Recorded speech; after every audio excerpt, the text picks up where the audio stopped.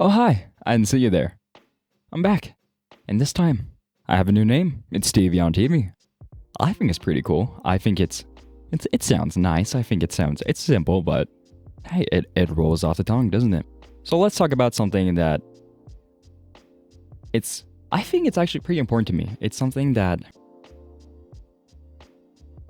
I think it's actually something that I don't always feel that comfortable talking about, which is pretty crazy because I do feel most time on my channel and the stuff I talk about, I feel pretty comfortable with it. I don't feel like I don't have anything to hide, but this is something that I don't always have like the easiest thing. That's how my mental health defines me.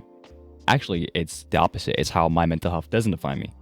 And it's that really, I don't think people who have mental health issues and illnesses and whatnot, I don't think that that's what defines them. I don't think, my point is that it's not something I feel super happy about. I don't want to be like, my whole life, I never want to be just this one thing. I never want to be that one guy who does that. I don't want to be that one guy who does this, that, and blah, blah, blah.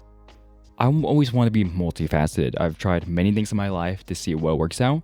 Not everything has, but there are some things that have, I don't want to be known as a kid who has really bad depression. I want to be the kid who tried to take his own life. I want to be the kid who has panic attacks or anxiety. No, I don't want that. I don't want to be known as that.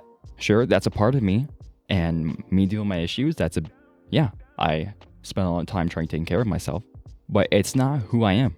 There's more to me like that. You can see right here, it's kind of hard to tell, but I love photography. I love taking photos. I just worked a wedding the other day. I have old film lenses and cameras. I love photography. I love to play video games. I love to make other art. I like doing stuff. I really have all these different things that are more to me that makes me than just what my mental illness is, how it affects me. I can't tell you how other people feel, but nobody likes being known by their worst moments. Nobody wants to be known by one of their darkest times. I don't know, maybe an example of someone who isn't known by their darkest times but has gone through a dark time is Robert Downey Jr. Sure, back in the 90s and late 2000s, he might have been known as just a drug addict and someone who was really just having a rough time. But he was able to reshape his life, and he did really well for himself. And he's known as a better part of his life. And I think that extends to pretty much everyone, and especially people with mental health issues, because this is something that's very serious in how it affects us. And I don't think that should be the judgment of who we are as people and what we base our thoughts around certain people. Yeah, and I also think this extends to maybe people, this is hard to say. I don't like talking about how other people feel just because I don't know. But in my personal experience, I don't like, because I feel like a part of it when you have just like this very strong idea of someone in your head and it's based around something not super great around this, like you treat them differently. Like, I don't want to be treated any differently because I have mental health issues. I'm still the same person. I'm still the same person that I've always have been. And it's just like, I don't want any sympathy. I don't want people to feel bad about my issues. I feel that's a big reason why I didn't talk about my issues for so long, is because, well, for one thing, I didn't know that how I was feeling wasn't good. And two, I don't want people to feel bad because I was feeling bad.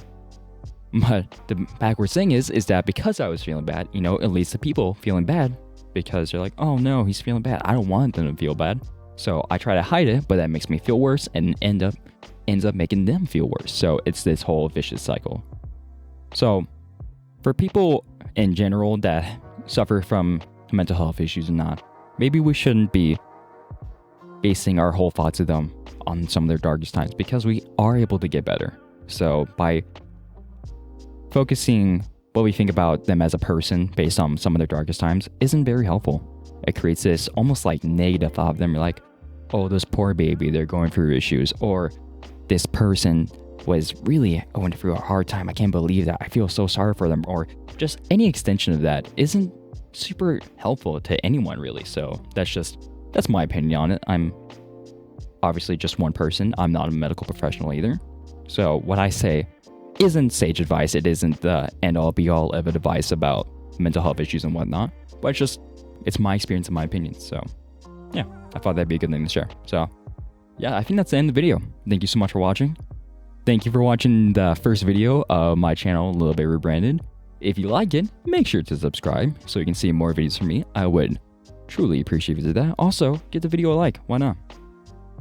And I don't like plugging my social medias, but I did update my social medias for most of them, at least to my new name, so you can check this out. I have all the links down there in the description. And I think that's it. Yeah, thank you so much for watching. I'll see you next time. Bye.